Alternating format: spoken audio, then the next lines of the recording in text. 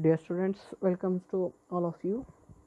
So in this video I will discuss about the types of non-ideal solutions, isotopes, colligative properties. In colligative properties, so lowering of vapor pressure and elevation in boiling point. First of all, in the previous video I had discussed about ideal and non-ideal solution. So these are the distance differences between ideal and non-ideal solution. So ideal solutions obeys the Raoult's law at all the concentration and temperature. Non-ideal solution does not obey Raoult's law at all the concentration and temperature. And the intermolecular interaction between the components of the solution are similar to those in the pure components for the ideal solution. The intermolecular interaction between the components of the solution are not similar to those in the pure components in the non-ideal solution. And for ideal solution, delta H mix is equal to 0. For non-ideal solution, delta H mix is not equal to 0. And for ideal solution, delta V mix is equal to 0. And for non-ideal solution, delta V mix is not equal to 0. So this is very important for the point of examination, because the question will be asked in the annual examination by the ideal solution and non-ideal solutions. So please keep it in your mind, the differences between ideal and non-ideal solutions. The next aspect of this chapter, that is types of non-ideal solutions. So based on the Raoult's law, so these are classified into two types. One is non-ideal solution of a positive deviation, and another one is non-ideal solution of a negative deviation. So ನಾವು ರಾಲ್ಟ್ಸ್ ಲಾನ ನೋಡಿದ ಮೇಲೆ ಯಾವ ಸೊಲ್ಯೂಷನ್ನು ರಾಲ್ಟ್ಸ್ ಲಾನ ಒಬೆ ಮಾಡುತ್ತೆ ಅದು ideal ಸೊಲ್ಯೂಷನ್ನು, ಯಾವುದು ಒಬೆ ಮಾಡೋದಿಲ್ಲ ಅದು ನಾನ್ ideal ಸೊಲ್ಯೂಷನ್ನು. ಒಬೆ ಮಾಡೋದಿಲ್ಲ ಅಂದರೆ ಒಂದು ವೇಪರ್ ಪ್ರೆಷರ್ ಕಡಿಮೆ ಆಗಬೇಕು, ಇಲ್ಲ ವೇಪರ್ ಪ್ರೆಷರ್ ಹೆಚ್ಚಾಗಬೇಕು. ವೇಪರ್ ಪ್ರೆಷರ್ ಹೆಚ್ಚು ಆಯಿತು ಅಂದರೆ ಅದು ಪಾಸಿಟಿವ್ ಡಿವಿಯೇಷನ್ ಆಗುತ್ತೆ, ವೇಪರ್ ಪ್ರೆಷರ್ ಕಡಿಮೆ ಆದರೆ ಅದು ನೆಗೆಟಿವ್ ಡಿವಿಯೇಷನ್ ಆಗುತ್ತೆ. So based on the Raoult's law, the non-ideal solutions are classified into two types: non-ideal solutions of positive deviation and non-ideal solutions of negative deviation. So first I will discuss the characteristics of non-ideal solution of positive deviation. When two components mix, a binary solution is formed. ಯಾವಾಗ ಎರಡು ಕಾಂಪೊನೆಂಟ್ಸ್ನ mix ಮಾಡ್ತೀವಿ ಆವಾಗ ಒಂದು binary solution ಸಿಗುತ್ತೆ. So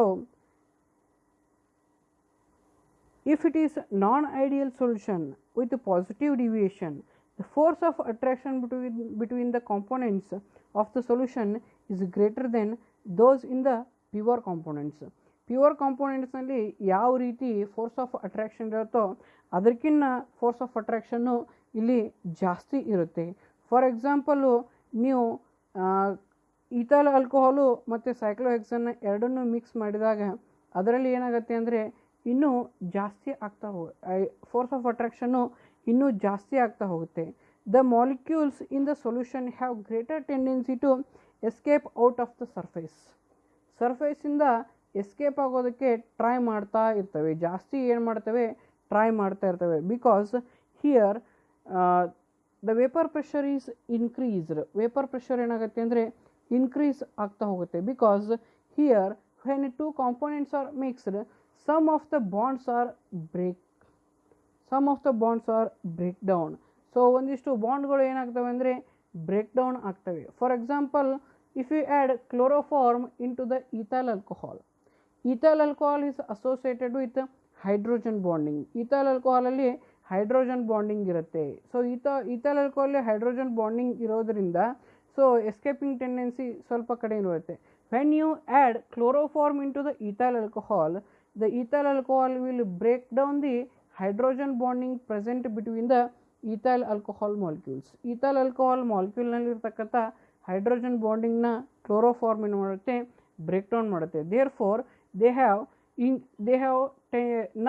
have higher tendency to escape from the ಸರ್ಫೇಸಿಂದ ಮೇಲಕ್ಕೆ escape ಆಗೋದಕ್ಕೆ ಹೆಚ್ಚಿಗೆ try ಮಾಡುತ್ತೆ. therefore their vapor pressure will be increased. ಅದರಿಂದಾಗಿ ಅವತ್ರ ವೇಪರ್ ಪ್ರೆಷರ್ ಏನಾಗುತ್ತೆ ಇನ್ಕ್ರೀಸ್ ಆಗುತ್ತೆ. Therefore the delta H mix is greater than zero. So delta H mix greater than zero ಇರುತ್ತೆ. ಯಾಕಂದರೆ this is endothermic process. Bond breaking is endothermic process. Therefore the strength, the energy for the endothermic process that will be provided by the solution itself only. So yavaglu bond breaking is always it is endothermic process. So bond breaking ಅನ್ನೋದು endothermic process. So ಅದಕ್ಕೆ energy ಎಲ್ಲಿಂದ provide ಆಗುತ್ತೆ ಅಂದರೆ ಆ ಸೊಲ್ಯೂಷನಿಂದನೇ provide ಆಗುತ್ತೆ. Therefore delta X mix is greater than zero. So therefore the volume of the solution will be increased, that is delta V mix is greater than 0. If you add 10 ml of ethyl alcohol and 10 ml of water, you will get 21 ml. So ನಿಮಗೆ 21 ml ಏನಾಗುತ್ತೆ ನಿಮಗೆ solution ಸಿಗತ್ತೆ. ಯಾಕಂದರೆ so ಅಲ್ಲಿ delta V mix ಜಾಸ್ತಿ ಆಗುತ್ತೆ. It is endothermic process. Endothermic process ಆಗಿರೋದ್ರಿಂದ volume ಕೂಡ ಏನಾಗುತ್ತೆ ಇನ್ಕ್ರೀಸ್ ಆಗುತ್ತೆ. For example for the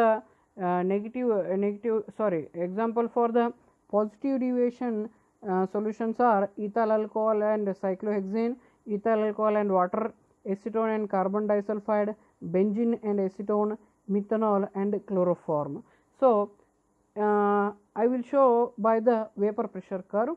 So this is the vapor pressure curve of non-ideal solution with positive deviation. So ಇದು ಪಾಸಿಟಿವ್ ಡಿವಿಯೇಷನ್ ತೋರಿಸುವಂಥ ಒಂದು vapour pressure curve. So ಇಲ್ಲಿ vapour pressure ಮತ್ತು mole fraction ತೊಗೊಂಡಿದ್ವಿ. ಸೊ ಇಲ್ಲಿ ಡಾಟೆಡ್ ಲೈನ್ಸ್ ಏನಿದಾವಲ್ಲ, so that dotted lines are shows the Raoult's law. So ಆ dotted lines Raoult's law ತೋರಿಸುತ್ತೆ.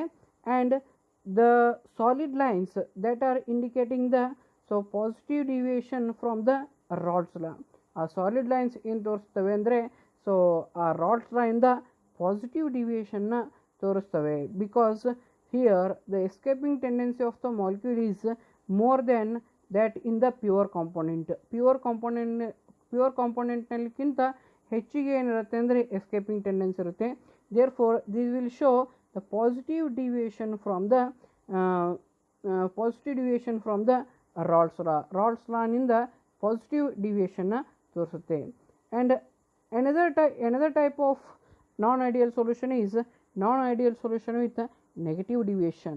So in this type of solution the force of attraction between the components of solution is less than those in the pure components. Pure components ನಲ್ಲಿ ಇರತಕ್ಕಂಥ force of ಅಟ್ರಾಕ್ಷನ್ಗಿಂತ ಇಲ್ಲಿ force of ಅಟ್ರಾಕ್ಷನ್ನು ಜಾಸ್ತಿ ಇರುತ್ತೆ. Because whenever you mix these two components, here hydrogen bonding is formed. So hydrogen bonding ಏನಾಗುತ್ತೆ formation ಆಗುತ್ತೆ. Hydrogen bond formation ಆಗೋದ್ರಿಂದ so ಅಲ್ಲಿ escaping tendency ಕಡಿಮೆ ಆಗುತ್ತೆ. The molecules in the solution have lower tendency to escape out of the surface. So ಸರ್ಫೇಸಿಂದ escape ಆಗೋದಕ್ಕೆ tendency ಕಡಿಮೆ ಆಗುತ್ತೆ. Therefore vapour pressure will decrease. So vapour pressure ಏನಾಗುತ್ತೆ decrease ಆಗುತ್ತೆ. So the bond formation is exothermic in nature. So ಯಾವಾಗಲೂ bond ಫಾರ್ಮೇಷನ್ನು exothermic in nature ಇರುತ್ತೆ. Therefore delta H mix is less than 0. So delta H mix less than 0 ಇರುತ್ತೆ. So process exothermic ಆಗಿರೋದ್ರಿಂದ so the volume, the change in volume that is delta V mix that is also less than 0. For example HCl and water, if you put 10 ml of HCl and 10 ml of water, you will get 19.5 ml of solution. ಇಲ್ಲಿ volume decrease ಆಗುತ್ತೆ and heat will be liberated, that is delta X mix is less than 0. So in this type of solutions the escaping tendency is very less because of the formation of the hydrogen bonding within the molecules.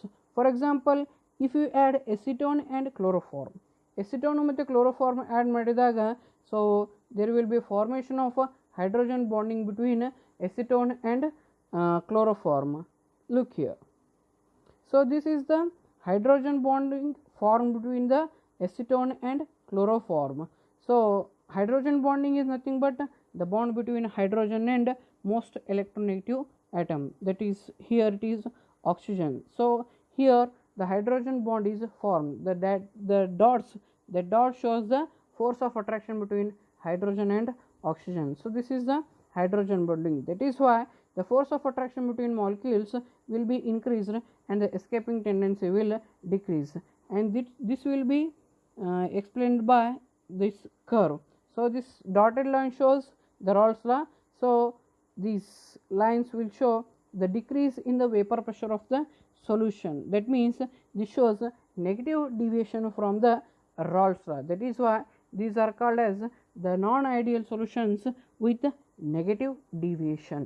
So ಈ ರೀತಿಯಾಗಿ ನಾನ್ ideal ಸೊಲ್ಯೂಷನ್ನ ಎರಡು type classification ಮಾಡ್ತೀವಿ. ಒಂದು non ideal solution with positive deviation, ಇನ್ನೊಂದು non ideal solution with negative deviation. Positive ಡಿವಿಯೇಷನಲ್ಲಿ escaping tendency ಜಾಸ್ತಿ ಇರುತ್ತೆ. So negative ಡಿವಿಯೇಷನಲ್ಲಿ ಎಸ್ಕೇಪಿಂಗ್ ಟೆಂಡೆನ್ಸಿ ಕಡಿಮೆ ಇರುತ್ತೆ. So positive ಡಿವಿಯೇಷನ್ನಲ್ಲಿ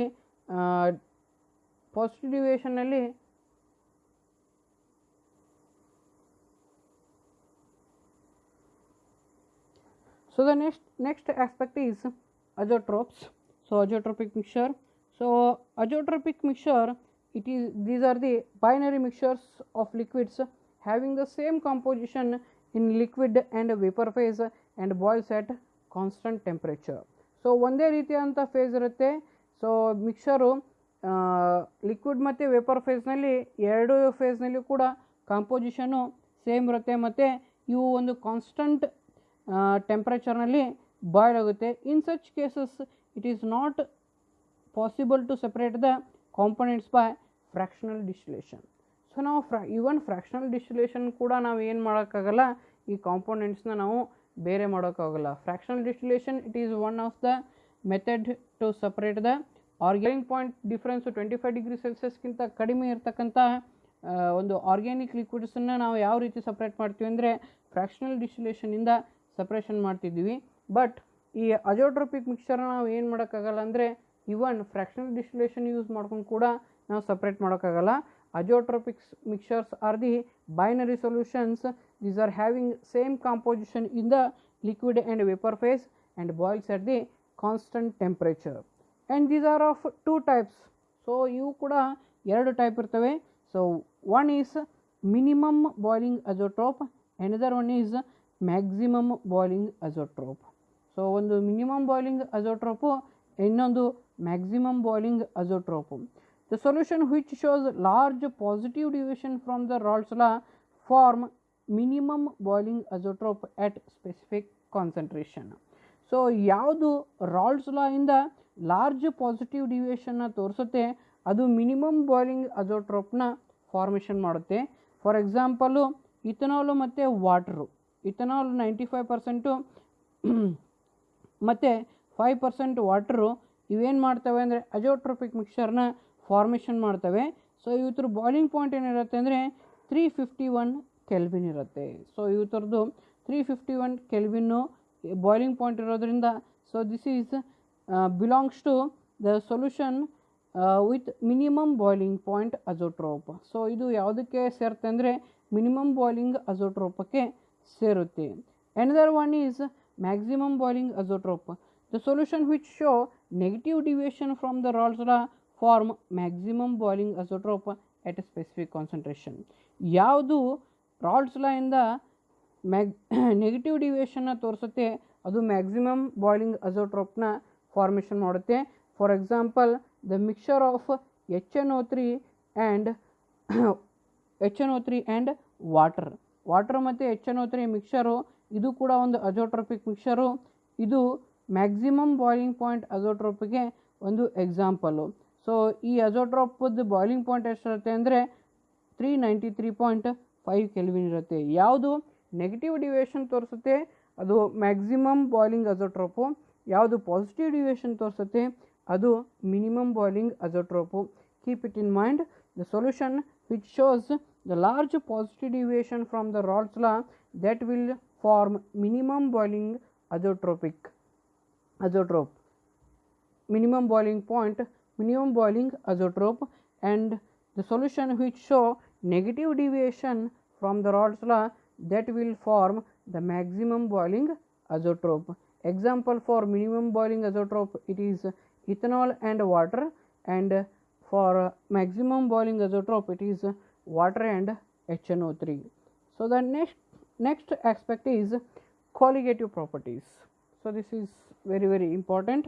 The colligative properties, the solution of non-volatile solute in volatile solvent exhibit certain characteristic properties which depends only on the number of the solute particles, not on the nature of the solute or solvent. These properties are called as colligative properties. The colligative properties are defined as the properties of dilute solution which are depend only on the number of solute particle, not on the nature of solute or solvent. So these properties are called as colligative properties. So colligative properties, dilute solution properties, ಅವು ಎದ್ರ ಮೇಲೆ depend ಇರ್ತವೆ ಅಂದರೆ only number of solute particles ಮೇಲೆ depend ಆಗಿರ್ತವೆ. ಅವು ಯಾವುದೇ ರೀತಿಯಾದಂಥ ನೇಚರ್ ಆಫ್ ಸಾಲ್ವೆಂಟ್ ಅಥವಾ ಸೊಲ್ಯೂಟ್ ಮೇಲೆ ಡಿಪೆಂಡ್ ಆಗಿರೋದಿಲ್ಲ. So these are also defined as the properties of dilute solution which depends only on the number of solute particles, not on the nature of solute or solvent, that are called as colligative properties. So there are four important colligative properties that are relative lowering of vapor pressure, second one is elevation in boiling point, third one is depression of freezing point, fourth one is osmotic pressure. So ಇವು ನಾಲ್ಕು ಕೂಡ ಭಾಳ important ಆದಂತಹ colligative properties. Relative lowering of vapour pressure, elevation of boiling point, depression of freezing point and osmotic pressure. So these are the colligative very important colligative properties. So now let us discuss about the relative lowering of vapor pressure. When a non-volatile solute is added to a volatile solvent, the lowering of vapor pressure takes place. ಯಾವಾಗ ಒಂದು volatile solventಗೆ ನಾನ್ volatile solute add ಮಾಡ್ತೀವಿ, ಅಲ್ಲಿ pressure ಏನಾಗುತ್ತೆ, vapour pressure ಏನಾಗುತ್ತೆ, decrease ಆಗುತ್ತೆ. ಅದಕ್ಕೆ ನಾವೇನು ಕರಿತೀವಿ, lowering of vapor pressure. So that is called lowering of vapor pressure. Since solute is non-volatile, hence it is not having vapor pressure.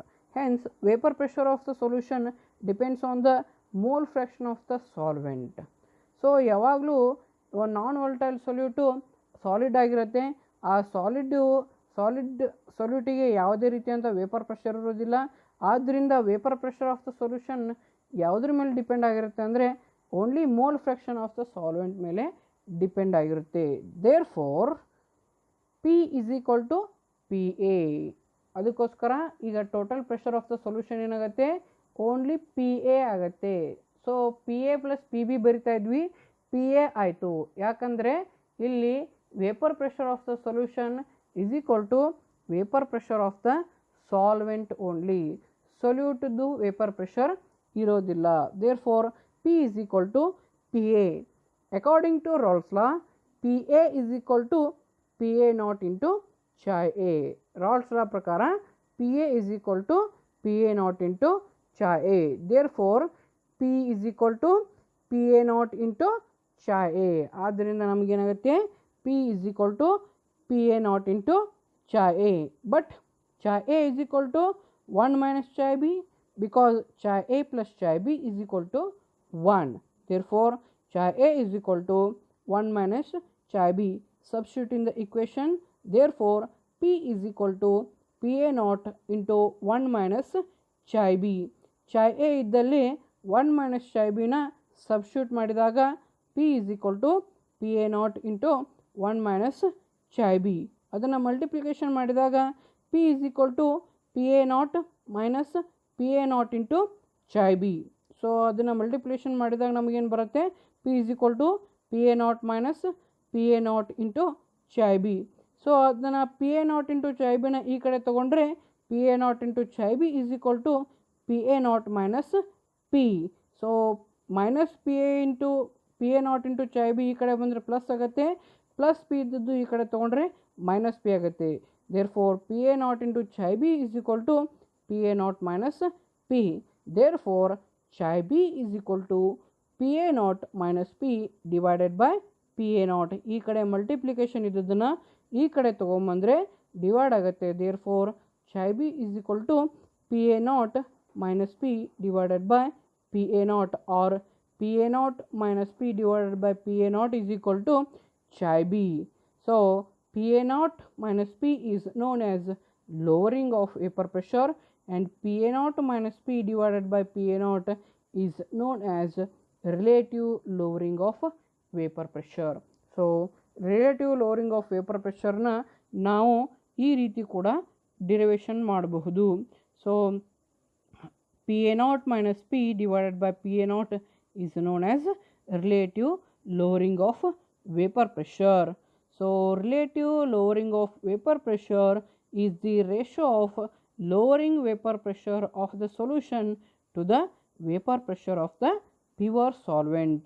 So, relative lowering of vapor pressure na ಯಾವ ರೀತಿ define ಮಾಡ್ತೀವಿ ಅಂದರೆ, relative lowering of vapor pressure is the ratio of lowering of vapor pressure of the solution to the vapor pressure of the pure solvent. RLPV is equal to lowering of vapor pressure of the solution divided by vapor pressure of the pure solvent. RLPV is equal to Pa naught minus Pa divided by Pa naught. The next aspect is determination of molecular mass of solute with respect to RLPV. Relative lowering of vapor pressure na use ಮಾಡಿಕೊಂಡು ನಾವು molecular mass of solute ನ ಯಾವ ರೀತಿ ಕಂಡುಹಿಡಿತೀವಿ. So ಯಾವ ರೀತಿ ಕಂಡುಹಿಡಿತೀವಿ? This is derivation, important derivation. Let Wb grams of non-volatile solute of molecular mass Mb is dissolved in Wa grams of volatile solvent of the molar mass Me. ನಿಮಗೆ ಇದನ್ನು ಹೇಳೋದಕ್ಕಿಂತ ಮುಂಚೆನೇ ಮೊದಲೇ ಹೇಳಿಬಿಟ್ಟಿರ್ತೀನಿ. ಸೊ Wa ಅಂದರೆ weight of the solvent, Wb ಅಂದರೆ weight of the solute, Ma ಅಂದರೆ molecular mass of the solvent, Mb ಅಂದರೆ molecular mass of the solute.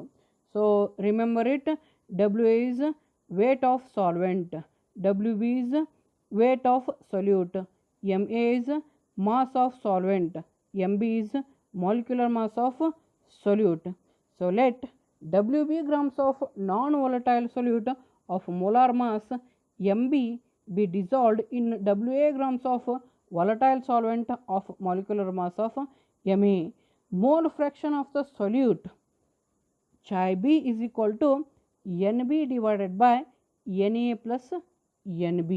So ನಾವು ಮೋಲ್ ಫ್ರ್ಯಾಕ್ಷನ್ನ ಯಾವ ರೀತಿ ಡಿಫೈನ್ ಮಾಡ್ತೀವಿ ಅಂದರೆ, so it is the ratio of number of moles of particular component to the total number of moles present in the solution.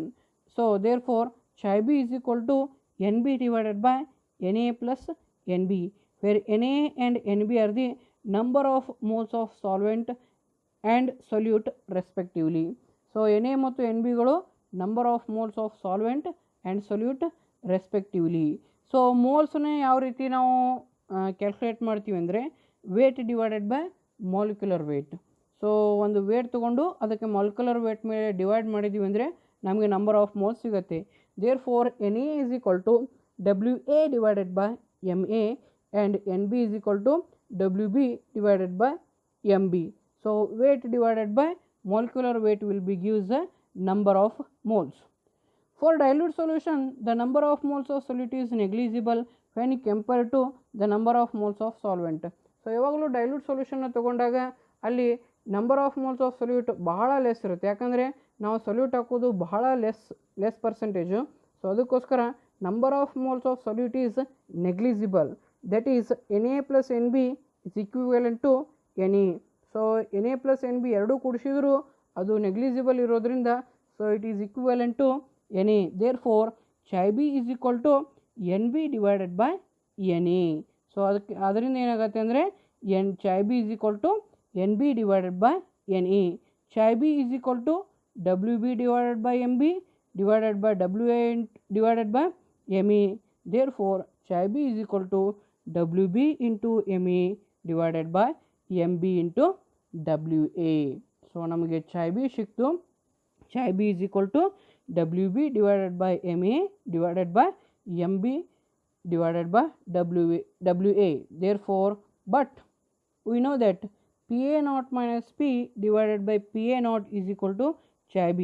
Previous ಸ್ಲೈಡ್ನಲ್ಲಿ ನಾವು ನೋಡ್ಬೋದು, previous ಸ್ಲೈಡ್ನಲ್ಲಿ ನಾವು ನೋಡಿದಾಗ ಗೊತ್ತಾಗತ್ತೆ. ಸೊ ಪ್ರಿವಿಯಸ್ ಸ್ಲೈಡ್ನಲ್ಲಿ ನೋಡಿದರೆ ನಮಗೆ ಗೊತ್ತಾಗತ್ತೆ. So that is P A naught minus P divided by P A naught is equal to chai b ಅಂತ. ಸೊ ಅದನ್ನೇ ನಾವು ಇಲ್ಲಿ ಏನು ಮಾಡ್ತಾಯಿದ್ವಿ, ಸಬ್ಸ್ಟಿಟ್ಯೂಟ್ ಮಾಡ್ತಾಯಿದ್ವಿ. So that is P A naught minus P divided by P A naught is equal to W B divided by M A divided by M B into WA. Therefore, MB is equal to WB MA divided by WA into PA naught minus P divided by PA naught. So, ಇದರಿಂದ ನಾವು molecular mass of solute ನ ಕಂಡುಹಿಡಿಯಬಹುದು. Where MB is molecular mass of solute.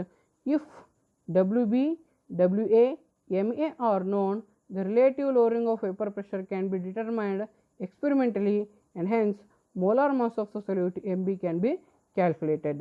ಈ formula use ಮಾಡಿಕೊಂಡು ನಾವೇನು ಮಾಡ್ಬೋದು, molecular mass of the ಸೊಲ್ಯೂಟನ್ನು ನಾವು ಕಂಡುಹಿಡ್ಕೋಬಹುದು.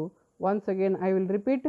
Let WB grams of non-volatile solute of molar mass MB be dissolved in WA grams of volatile solvent of the molar mass MA. Mole fraction of the solute chai B is equal to NB divided by NA plus NB, where Na and Nb are the number of moles of solvent and solute respectively. Na is equal to Wa divided by Ma and Nb is equal to Wb divided by Mb. For dilute solutions, Na plus Nb is equivalent to Na. Therefore, chai b is equal to Nb divided by Na. Chai b is equal to Wb into Ma divided by Mb into Wa. But P naught minus P divided by Pa naught is equal to chai b. Therefore, Pa naught minus P divided by Pa naught is equal to Wb into Ma divided by Mb into Wa, or Mb is equal to Wb into Ma divided by Wa into Pa naught minus P divided by Pa naught, where Mb is molecular mass of the solute, Wa is the weight of the solvent, Wb is weight of solute, Ma is molecular mass of solvent, Mb is molecular mass of solute, and Pa naught is the vapor pressure of pure solvent, P is the vapor pressure of the solution. So, by this we can determine the molecular mass of solute by using the relative lowering of vapor pressure. So, the next colligative property is elevation in boiling point. Second one is elevation in boiling point. When a non-volatile solute is added into a volatile solvent, the lowering of vapor pressure takes place. Okay. But before going to the elevation in boiling point, we should know the definition of boiling point. Boiling point with definition ಗೊತ್ತಿರಬೇಕು. Boiling point, it is a temperature at which vapor pressure of the liquid becomes the atmospheric pressure. ಯಾವಾಗ vapour pressure ಮತ್ತು atmospheric pressure equal ಆಗುತ್ತಲ್ಲ, ಆವಾಗ ಆ solution boil ಆಗೋದಕ್ಕೆ start ಆಗುತ್ತೆ. Vapour pressure of the solution decrease due to non volatile solute. ಯಾವಾಗ ನಾವು ನಾನ್ volatile ಸೊಲ್ಯೂಟನ್ನ ಆ್ಯಡ್ ಮಾಡ್ತೀವಿ ಆವಾಗ ವೇಪರ್ ಪ್ರೆಷರ್ ಏನಾಗುತ್ತೆ ಅಂದರೆ ಡಿಕ್ರೀಸ್ ಆಗುತ್ತೆ. Therefore increasing the vapour pressure we have to supply the energy in the form of heat.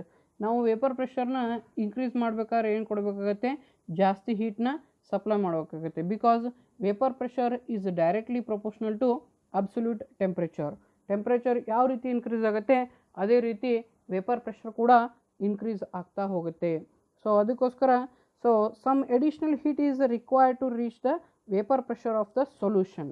ನಾವು ಯಾವಾಗ ನಾನ್ ವಾಲಟೈಲ್ ಸೊಲ್ಯೂಟನ್ನ ಆ್ಯಡ್ ಮಾಡಿರ್ತೀವಿ, so that time vapour pressure is decreased. Therefore, some additional heat is required to reach the vapor pressure of the solution. Therefore, the difference between a boiling point of the solution and that of pure solvent is called elevation in boiling point. So ನಾವು ಆ ಸೊಲ್ಯೂಷನ್ನದ್ದು boiling point ಮತ್ತು pure ಸಾಲ್ವೆಂಟದ್ದು boiling point ತೊಗೊಂಡು ಏನು difference ತೊಗೋತೀವಲ್ಲ, so ಅವಾಗ ನಮಗೆ ಎಲಿವೇಶನ್ ಇನ್ ಬಾಯ್ಲಿಂಗ್ ಪಾಯಿಂಟ್ ಸಿಗುತ್ತೆ. ಫಾರ್ ಎಕ್ಸಾಂಪಲ್ಲು ಪ್ಯೂರ್ ವಾಟರ್ ತೊಗೊಂಡು ಬಾಯ್ಲಿಂಗ್ ಮಾಡಬೇಕು, ಅದಕ್ಕೊಂದು ಟೆಂಪ್ರೇಚರ್ ಬರುತ್ತೆ. ಅದಕ್ಕೆ ಒಂದು non volatile solute salt or sugar ಯಾವುದನ್ನು ಆ್ಯಡ್ ಮಾಡಿ ಬಾಯ್ಲ್ ಮಾಡಬೇಕು. ಸೊ ಅದ್ರ ಬಾಯ್ಲಿಂಗ್ ಪಾಯಿಂಟ್ನ ನಾವು ನೋಟ್ ಡೌನ್ ಮಾಡಬೇಕು. ಸೊ ಎರಡೂ ತೊಗೊಂಡು ನಾವು ಡಿಫ್ರೆನ್ಸ್ ತೊಗೊಂಡಾಗ ಸೊ ಅಲ್ಲಿ ನಮಗೇನು ಸಿಗುತ್ತೆ ಅಂದರೆ ಎಲಿವೇಶನ್ ಇನ್ ಬಾಯ್ಲಿಂಗ್ ಪಾಯಿಂಟ್ ಸಿಗುತ್ತೆ. ಎಲಿವೇಶನ್ ಇನ್ ಬಾಯ್ಲಿಂಗ್ ಪಾಯಿಂಟನ್ನು ನಾವು ಒಂದು ಎಕ್ಸ್ಪೆರಿಮೆಂಟ್ ಮೂಲಕ ಮಾಡ್ಬೋದು. ಎಬಿಲಿಸ್ಕೋಪಿ ಎಕ್ಸ್ಪೆರಿಮೆಂಟ್ ಅಂತ ಬರುತ್ತೆ. ಸೊ ಅದ್ರ ಥ್ರೂ ಮಾಡಿದಾಗ ನಮಗೆ ಸೊ ಸೊಲ್ಯೂಷನ್ನದು ಯಾವಾಗಲೂ ಬಾಯ್ಲಿಂಗ್ ಪಾಯಿಂಟ್ ಟೆಂಪ್ರೇಚರು ಜಾಸ್ತಿ ಬರುತ್ತೆ, ಪ್ಯೂರ್ ಸಾಲ್ವೆಂಟ್ಗಿಂತ ಜಾಸ್ತಿ ಬರುತ್ತೆ. Because when we are adding a non-volatile solute into volatile solvent, the lowering of vapor pressure takes place. To increase the vapor pressure, you have to supply the energy in the form of heat. Therefore, elevation in boiling point, it is defined as it is the difference between boiling point of a solution to that of pure solvent. So it is mathematically expressed as delta TB is equal to TB minus TB naught. So ಇದನ್ನು ನಾವು ಮೆಥಮೆಟಿಕಲಿ ಕೂಡ express ಮಾಡ್ಬೋದು. Delta TB is equal to TB minus TB naught, where TB is the boiling point of the solution minus TB naught ಅಂದರೆ boiling point of the pure solvent.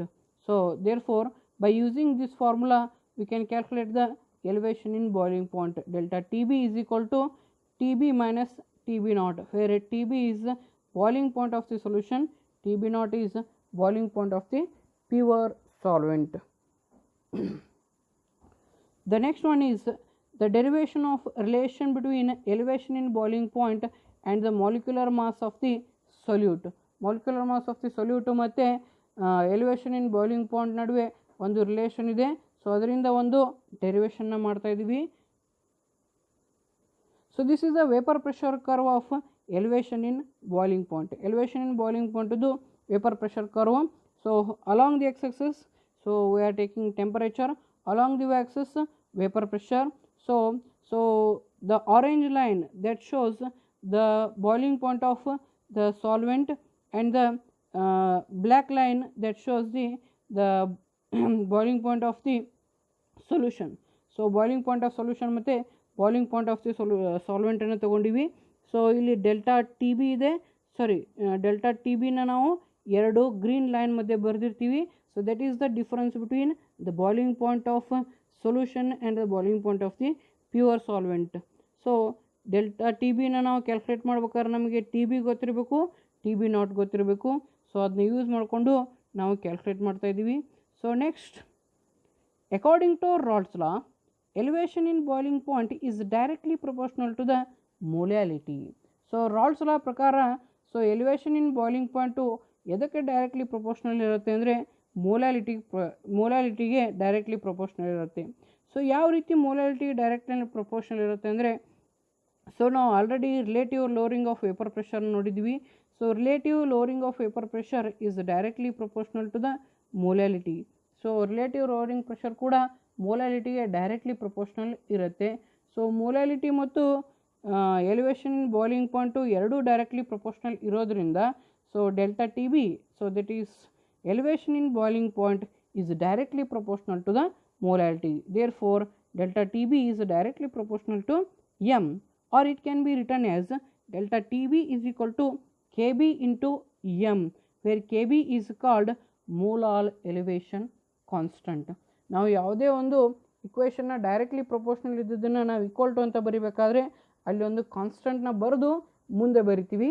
So ಹೀಗಾಗಿ ಇಲ್ಲಿಯೂ ಕೂಡ ನಾವೇನು ಬರ್ತಾ ಇದ್ದೀವಿ, delta TB is equal to Kb into m, where Kb is called molal elevation constant. Kbನ ಏನಂತ ಕರಿತೀವಿ, molal elevation constant ಅಂತ ಕರಿತಾ ಇದ್ವಿ. Molal elevation constant is defined as it is elevation in boiling point when 1 mole of non-volatile solute is dissolved in 100 grams of the solvent. Molal elevation constant is defined as it is elevation in boiling point when 1 mole of non-volatile solid is dissolved in 1000 grams of the solvent. ಯಾವಾಗ 1 mole non volatile ಸೊಲ್ಯೂಟನ್ನು ನಾವು ಒಂದು 1000 grams of ಸಾಲ್ವೆಂಟ್ನಲ್ಲಿ dissolve ಮಾಡಿದಾಗ ಏನು elevation in boiling point ಬರುತ್ತಲ್ಲ, so that will be the molal elevation constant. So different solvents are having different KBs. So ಬೇರೆ ಬೇರೆ ಸಾಲ್ವೆಂಟಿಗೆ ಬೇರೆ ಬೇರೆ ಮೋಲಾಲ್ ಎಲಿವೇಶನ್ ಕಾನ್ಸ್ಟಂಟ್ಗಳು ಇರ್ತವೆ. So therefore molal elevation constant, it is elevation in boiling point when 1 mole of non-volatile solid is dissolved in 1000 grams of solute, and it is expressed in Kelvin kg per mole. So Kelvin kg per mole ಒಳಗೆ ಇದನ್ನು express ಮಾಡ್ತಾರೆ. and molarity is defined as m is equal to 1000 into Wb divided by Wa into Mb. Therefore delta Tb is equal to Kb into 1000 into Wb divided by Wa into Mb, or Mb is equal to Kb into 1000 into Wb divided by Wa into delta Tb, where Mb is molecular mass of the solute, Kb is molar elevation constant, Wb is weight of the solute, Wa is weight of the solvent, and delta Tb is elevation in boiling point. By this way, by using the Raoult's law, we can derive the relationship between elevation in boiling point and the molecular mass of the solute.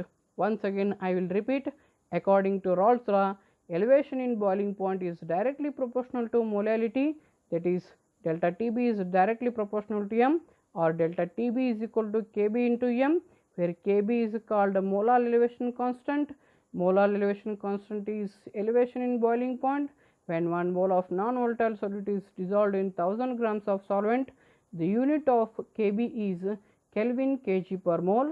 Molality is defined as m is equal to 1000 into Wb divided by Wa into Mb.